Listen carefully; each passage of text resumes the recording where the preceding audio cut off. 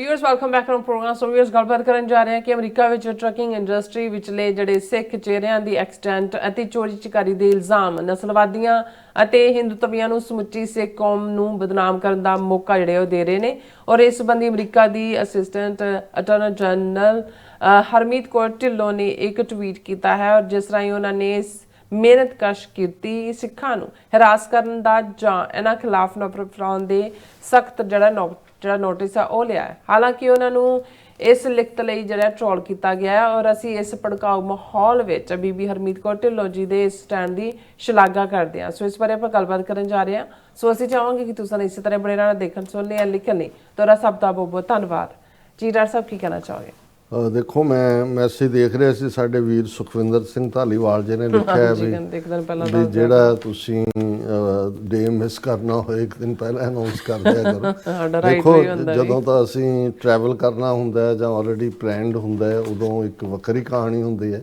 ਤੇ ਅਸੀਂ ਹੁਣ ਦੱਸਦੇ ਹੀ ਹੈ ਕਿ ਕੱਲ ਸਾਡੀ ਸਾਰੀ ਟੀਮ TV84 ਦੀ ਫਲਾਈ ਕਰਕੇ ਕੈਲੀਫੋਰਨੀਆ ਜਾ ਰਹੀ ਹੈ, ਕਿਉਂਕਿ ਗੁਰੂ ਗ੍ਰੰਥ ਸਾਹਿਬ ਗੁਰਗੱਦੀ ਦਿਵਸ ਯੂਬਾ ਸਿਟੀ ਜਿਹੜਾ ਸਭ ਤੋਂ ਵੱਡਾ ਇਕੱਠ ਹੈ ਸਿੱਖਾਂ ਦਾ, ਲੱਖਾਂ ਦੀ ਗਿਣਤੀ 'ਚ ਸਿੱਖ ਸੰਗਤਾਂ ਇਕੱਠੀਆਂ ਹੁੰਦੀਆਂ ਨੇ, ਉਹਨਾਂ ਨੂੰ ਅਸੀਂ ਕਵਰ ਕਰਦੇ ਹਾਂ ਉਹ ਸਾਰਿਆਂ ਨੂੰ।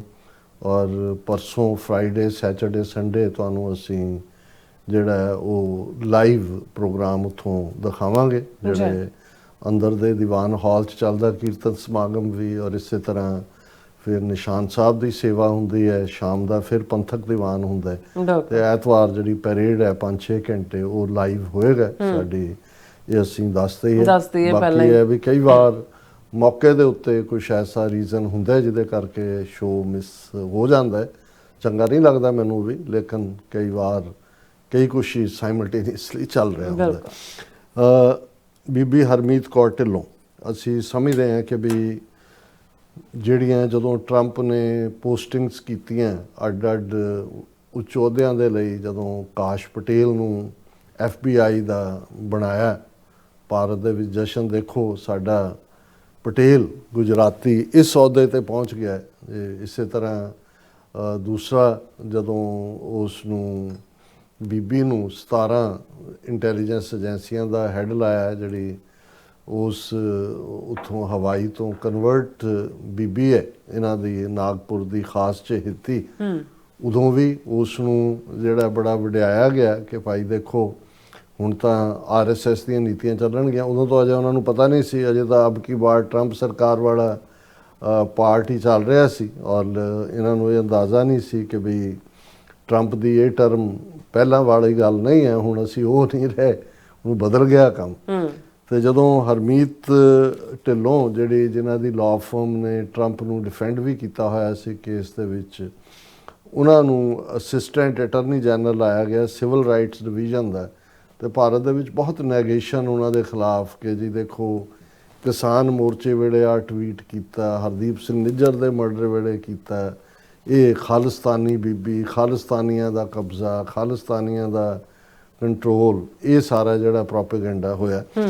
ਅਸੀਂ ਸਮਝਦੇ ਹਾਂ ਵੀ ਹਾਲਾਂ ਸਾਡੇ ਈਵਨ ਆਪਣੇ ਕੁਛ ਜਿਹੜੇ ਉਹਨਾਂ ਨੂੰ ਇਹ ਲੱਗਦਾ ਸੀ ਕਿ Harmeet Dhillon too right winger ਹੈ, ਔਰ ਉਹਨਾਂ ਨੂੰ ਵੀ ਲੱਗਾ ਕਿ ਜੀ ਇਸ ਮੁੱਦੇ, ਲੇਕਿਨ ਇਹ ਬੀਬੀ ਨੇ ਹੀ 2-3 ਲਗਾਤਾਰ ਜਿਹੜੀਆਂ ਰਿਪਬਲਿਕਨ ਕਾਨਫਰੰਸਿਸ ਹੁੰਦੀਆਂ ਨੇ ਐਨੂਅਲ ਉਹਨਾਂ ਦਾ, ਉਹਦੇ 'ਚ ਅਰਦਾਸ ਕੀਤੀ ਸੀ, ਸਿੱਖ ਅਰਦਾਸ, ਔਰ ਟਰੰਪ ਦੀ ਫੇਵਰੇਟ ਸੀ ਜਿਹੜੀ ਹੈ ਐਜ਼ ਏ ਲਾਇਰ ਵੀ, ਉਹਨੇ ਆਪਣੇ ਬਹੁਤ ਕਾਮਯਾਬੀ ਨਾਲ ਕੇਸ ਲੜੇ ਹੋਏ ਸੀਗੇ।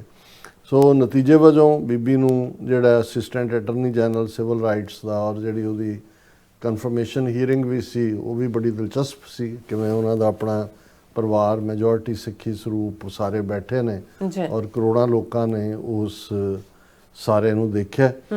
ਹੁਣ ਅਸੀਂ ਦੇਖ ਰਹੇ ਹਾਂ ਕਿ ਵੀ ਇੱਕ ਪਾਸੇ ਤਾਂ ਚਲੋ ਮੇਕ ਅਮੈਰੀਕਾ ਗ੍ਰੇਟ ਅਗੇਨ ਦੀ ਲੌਬੀ ਹੈ, ਉਹ ਤਾਂ ਕਿਸੇ ਨੂੰ ਵੀ ਮਾਫ ਨਹੀਂ ਕਰਦੇ ਹੈ। ਈਵਨ ਕਾਸ਼ ਪਟੇਲ ਜਿਹਨੇ ਦੀਵਾਲੀ ਦੇ ਮੌਕੇ ਦੇ ਉੱਤੇ ਸ਼ੁਭ ਕਾਮਨਾਵਾਂ ਵਾਲਾ ਮੈਸੇਜ ਦਿੱਤਾ, ਤੇ ਉਹਦਾ ਵੀ ਕੰਮ ਜਿਹੜਾ ਹੈ ਉਹ ਪੂਰਾ ਟ੍ਰੋਲਿੰਗ ਦੇ ਨਾਲ ਜਾਂ ਦੂਜਾ, ਕਿਉਂਕਿ ਉਹ ਇੱਕ ਨਫ਼ਰਤ ਦਾ ਮਾਹੌਲ ਫੈਲਿਆ ਹੋਇਆ ਸੀ। ਪਰ ਦੂਸਰੇ ਪਾਸੇ ਅਸੀਂ ਇਹ ਦੇਖਦੇ ਹਾਂ ਕਿ ਵੀ ਹਰਜਿੰਦਰ ਸਿੰਘ ਫਲੋਰੀਡਾ ਦੇ ਵਿੱਚ ਐਕਸੀਡੈਂਟ ਜਿਹਦੇ ਰਾਹੀਂ ਹੋਇਆ, ਫਿਰ ਇੱਕ ਘਟਨਾ ਹੋਰ ਜਿਹੜੀ ਜਸ਼ਨਦੀਪ ਸਿੰਘ ਦੇ ਹਵਾਲੇ ਨਾਲ ਪਿਛਲੇ ਦਿਨਾਂ 'ਚ ਹੋਈ, ਇੱਕ ਹੋਰ ਸਕੈਂਡਲ ਜਿਹਦੇ 'ਚ ਕਿ 12-13 ਉਹ ਜਿਹੜੇ ਇੱਕ ਈਸਟ ਕੋਸਟ ਤੋਂ ਇੱਧਰ ਚੱਲਣ ਵਾਲੇ ਟਰੱਕਾਂ 'ਚੋਂ ਦੂਜੇ ਤੀਜੇ ਮਾਲ ਕੱਢ ਕੇ ਜਾਂ ਦੂਜੇ ਖੱਬੇ ਸੱਜੇ ਕਰਦੇ ਸੀ, ਪੂਰੀ ਗੈਂਗ ਜਿਹਨੂੰ ਉਹਨਾਂ ਨੇ ਸਿੰਘ ਗੈਂਗ ਕਹਿ ਕੇ, ਇਨਵੈਸਟੀਗੇਸ਼ਨ 2-3 ਸਾਲ ਪੁਰਾਣਾ ਕੇਸ ਸੀ, ਉਹ ਪੂਰੇ ਸਾਰੇ ਚੁੱਕੇ। ਈਵਨ ਅੱਜ ਵੀ ਮੈਂ ਇੱਕ ਖਬਰ ਦੇਖ ਰਿਹਾ ਸੀ ਕਿ ਟਰਲਕ ਦੇ ਕਿਤੇ ਜਿਹੜਾ ਉਹ ਚੋਰੀ ਦਾ ਸਮਾਨ ਬਰਾਮਦ ਹੋਇਆ, ਜਿਹੜਾ ਐਮਾਜ਼ੋਨ ਨੂੰ ਜਾਂਦੇ ਸੀ ਤੇ ਉੱਥੇ ਕੱਢਦੇ ਸੀ, ਉਹ ਵੀ ਦੋਨੋਂ ਸਿੰਘ ਨਾਮ ਵਾਲੇ ਨੇ। ਹੁਣ ਇਹ ਜਦੋਂ ਤੁਸੀਂ ਸਾਰੀਆਂ ਇੱਕ ਪਾਸੇ, ਕਿਉਂਕਿ ਟਰੱਕਿੰਗ ਦੇ ਨਾਲ ਹੀ ਸੰਬੰਧਿਤ ਇਹ ਘਟਨਾਵਾਂ ਨੇ, ਫਿਰ ਸ਼ੁਰੂ ਹੋ ਗਿਆ ਕਿ ਜੀ ਕੱਚਿਆਂ ਨੂੰ ਦੇ ਦਿੱਤਾ, ਪੱਕਿਆਂ ਨੂੰ ਦੇ ਦਿੱਤਾ, ਲਾਇਸੈਂਸ ਕਿੱਥੋਂ ਬਣਿਆ, ਇਮੀਗ੍ਰੇਸ਼ਨ ਹੀ ਨਹੀਂ ਹੈ। 21 ਸਾਲਾਂ ਦਾ ਮੁੰਡਾ ਜਸ਼ਨਦੀਪ, ਇਹ ਤਾਂ 21 ਸਾਲਾਂ ਦਾ ਤਾਂ ਮਸੀਂ ਲਾਇਸੈਂਸ ਮਿਲਦਾ ਹੈ, ਅਨਐਕਸਪੀਰੀਅੰਸਡ, ਨਸ਼ੇ 'ਚ ਸੀ। ਉਹਨੇ ਹਾਲਾਂ ਕੋਰਟ ਦੇ ਵਿੱਚ ਕਿਹਾ ਵੀ ਮੈਂ ਤਾਂ ਅੰਮ੍ਰਿਤਧਾਰੀ ਹਾਂ, ਮੈਂ ਤਾਂ ਨਸ਼ਾ ਕਰਦਾ ਨਹੀਂ, ਪਰ ਜਿਹੜੀ ਖਬਰ ਨਿਕਲ ਗਈ ਨੇ। ਹੁਣ ਉਸ ਸਾਰੇ ਦੀ ਆੜ 'ਚ ਇੱਕ ਪਾਸੇ ਤਾਂ ਇੰਡੀਅਨ ਸਿਸਟਮ ਵਾਲੇ ਬੈਠੇ ਹੋਏ ਨੇ, ਜਿਨ੍ਹਾਂ ਨੂੰ ਸਿੱਖਾਂ ਦੀ ਤਾਕਤ, ਅਮਰੀਕਾ ਦੇ ਪੋਲੀਟੀਕਲ ਸਿਸਟਮ 'ਚ ਜਾਂ ਸਾਡੇ ਗੁਰਦੁਆਰਿਆਂ ਦੀ ਤਾਕਤ ਉਹ ਬਹੁਤ ਚੁੱਭਦੀ ਹੈ। ਉਹਨਾਂ ਨੇ ਆਪਣਾ ਕੰਮ ਸ਼ੁਰੂ ਕੀਤਾ, ਉਹ ਸਟਲ ਤਰੀਕੇ ਨਾਲ ਕਰਦੇ ਨੇ।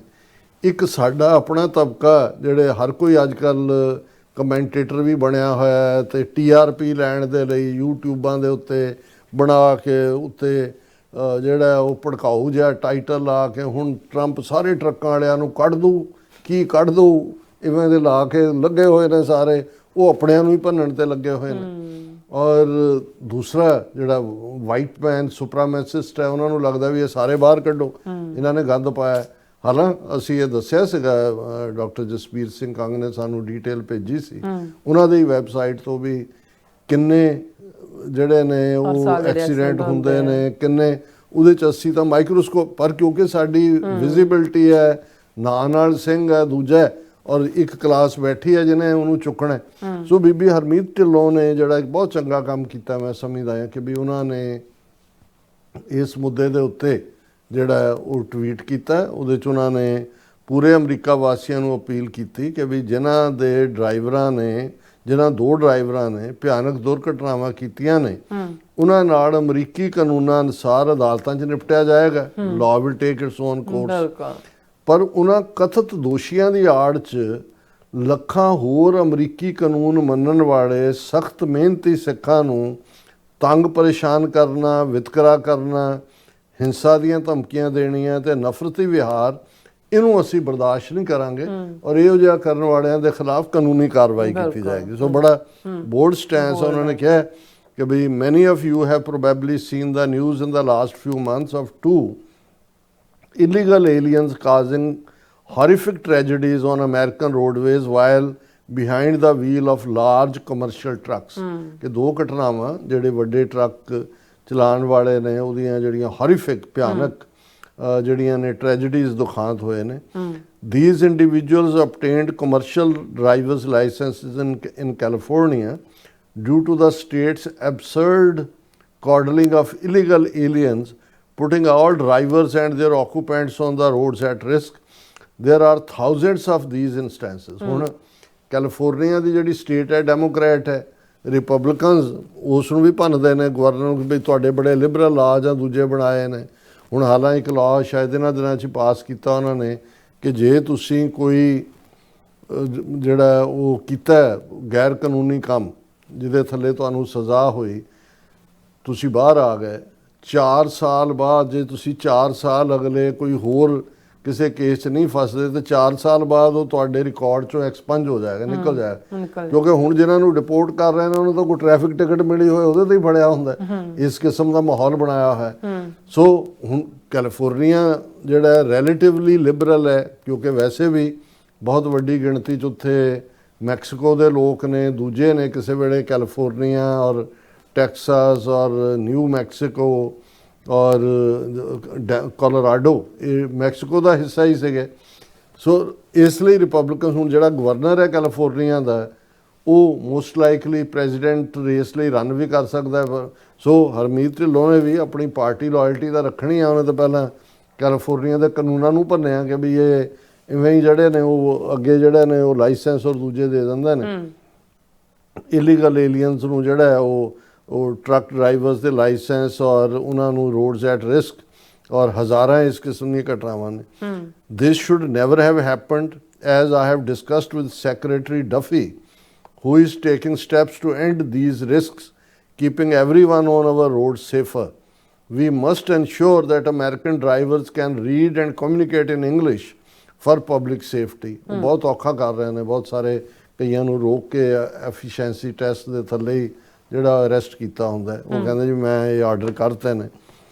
Those responsible for these tragedies must be prosecuted to the fuller extent of the law. ਜਿਨ੍ਹਾਂ ਨੇ ਕੀਤਾ ਹੈ ਵਾਇਲੇਟ, ਉਹਨਾਂ ਨੂੰ ਕਾਨੂੰਨ ਆਪਣਾ ਰਸਤਾ ਅਖਤਿਆਰ ਕਰੇਗਾ।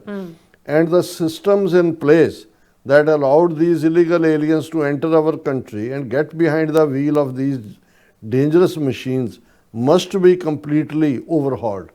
ਕਿ ਉਹ ਸਾਰੇ ਸਿਸਟਮ ਨੂੰ ਵੀ ਓਵਰਹਾਲ ਕਰਨ ਦੀ ਲੋੜ ਹੈ ਜਿਹਦੇ ਥੱਲੇ ਇਲੀਗਲ ਆ ਕੇ ਵੜਦੇ ਨੇ। ਅਨਫੋਰਚੂਨੇਟਲੀ ਹੁਣ ਇਹ ਜਿਹੜਾ ਉਹਨਾਂ ਨੇ ਮੈਜੋਰਿਟੀ ਜਿਵੇਂ ਸਿੱਖਾਂ ਨੂੰ ਜਿਹੜਾ ਉਹ ਟਾਰਗੇਟ ਕੀਤਾ ਜਾ ਰਿਹਾ ਜਾਂ ਟ੍ਰੋਲਿੰਗ ਕੀਤੀ ਜਾ ਰਹੀ ਹੈ, unfortunately in the fog of outrage, some are using these tragedies as an opportunity to attack law-abiding Sikhs and Indian origin drivers simply because of who they are. ਕਿ ਇਹਨਾਂ ਘਟਨਾਵਾਂ ਦੀ ਆੜ ਦੇ ਵਿੱਚ ਕੁਝ ਜਿਹੜੇ ਨੇ ਮੌਕਾ ਪ੍ਰਸਤ ਉਹ ਕਾਨੂੰਨ ਮੰਨਣ ਵਾਲੇ ਸਿੱਖਾਂ ਨੂੰ ਔਰ ਖਾਸ ਕਰਕੇ ਜਿਹੜੇ ਭਾਰਤੀ ਮੂਲ ਦੇ ਡਰਾਈਵਰ ਨੇ, ਕਿਉਂਕਿ ਉਹ ਸਿੱਖੀ ਸਰੂਪ 'ਚ ਨੇ, ਉਹਨਾਂ ਨੂੰ ਨਿਸ਼ਾਨਾ ਬਣਾਇਆ ਜਾ ਰਿਹਾ। Many of these law-abiding Sikhs and Indian origin Americans are hard-working and patriotic. Most were born here or immigrated here lawfully. ਇਹ ਦੋ ਗੱਲਾਂ ਮੈਨੂੰ ਬਹੁਤ ਚੰਗੀਆਂ ਲੱਗੀਆਂ। ਉਹਨੇ ਸਿੱਖ ਔਰ ਇੰਡੀਅਨ ਆਰਡਰ ਰੱਖੇ ਨੇ। Most of these law-abiding Sikhs and Indian origin Americans, we origin ਉੱਥੇ ਹੈ ਇੰਡੀਅਨਸ ਹੈ, ਪਰ ਸਿੱਖ ਅਡਰੀ ਹੋਂਦਾ ਹੈ, ਸਿੱਖਾਂ ਨੂੰ ਇੰਡੀਅਨ ਨਹੀਂ ਬਣਾਇਆ ਹੈ।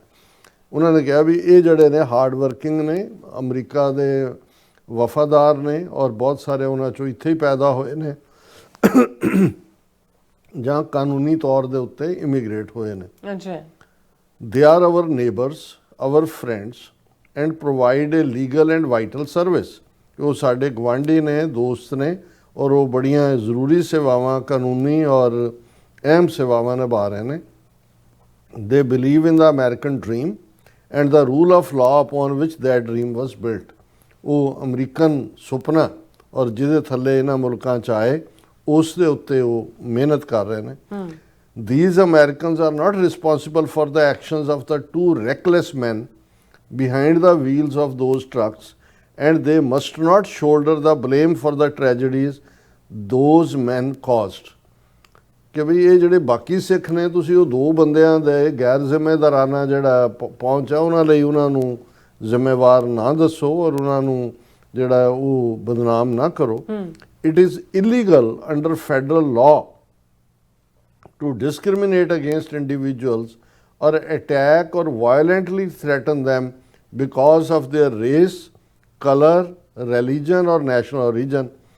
ਫਿਰ ਉਹਨਾਂ ਨੇ ਉਹ ਦਿੱਤਾ ਦਾ ਸਿਵਲ ਰਾਈਟਸ ਵਿਲ ਐਗਰੈਸਿਵਲੀ ਪ੍ਰੋਸੀਕਿਊਟ ਔਰ ਪਰਸਿਊ ਜਸਟਿਸ ਅਗੇਂਸਟ ਦੋਜ਼ ਐਂਗੇਜਡ ਇਨ ਸੱਚ discrimination.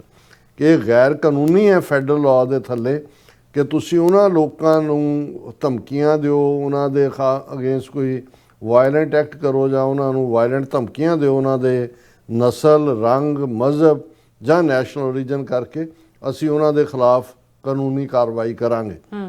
Targeting other Americans because of their race or religion is anti-ethical to our values as a nation. Even ਸਾਡੀ ਮੁਲਕ ਦੇ ਤੌਰ ਤੇ ਜਿਹੜੀਆਂ ਵੈਲਿਊਜ਼ ਨੇ ਉਹਦੇ ਵੀ ਇਹ ਅਗੇਂਸਟ ਹੈ।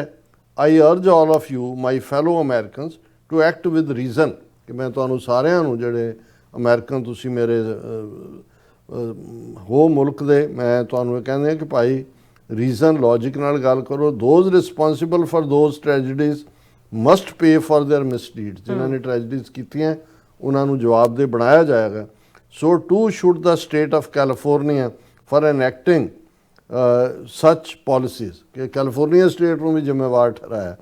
But innocent and law-abiding citizens and workers of all background are entitled to the protection of federal law and we will protect them.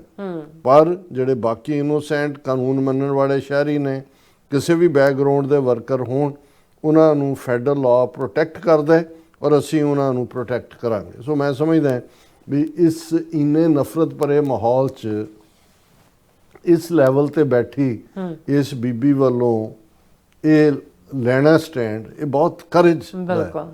ਕਿਉਂਕਿ ਮੈਂ ਦੇਖ ਰਿਹਾ ਸੀ ਕਿ ਜਦੋਂ ਇਹਦੀ ਟਵੀਟ ਆਈ ਇਹਨੂੰ ਵੀ ਪੂਰਾ ਟ੍ਰੋਲ ਕੀਤਾ ਹੋਇਆ ਸੀ ਦੂਜੇ ਸਾਰਿਆਂ ਨੂੰ। ਸੋ ਇਹ ਪਰ ਇਹ ਹੈ ਵੀ ਉਹ ਸਾਡੇ ਇੱਕ ਵੀਰ ਨੇ ਉਹ ਸ਼ੇਰ ਨਹੀਂ ਲਿਖਦੇ ਹੁੰਦੇ ਨੇ, ਸ਼ੇਰ ਨਹੀਂ ਹੈ। ਸ਼ੇਰ ਨਹੀਂ ਹੈ ਜੀ। ਡਾਕਟਰ ਸਾਹਿਬ ਤੁਹਾਡਾ ਬਹੁਤ ਬਹੁਤ ਸ਼ੁਕਰੀਆ। ਸੋ ਇੱਥੇ ਲੈਣ ਬ੍ਰੇਕ। ਵਿਊਅਰਸ ਤੁਸੀਂ ਕਿਤੇ ਨਹੀਂ ਜਾਣਾ, ਮਿਲਦੇ ਆ ਆਫਟਰ ਦਿਸ ਸ਼ਾਰਟ ਬ੍ਰੇਕ।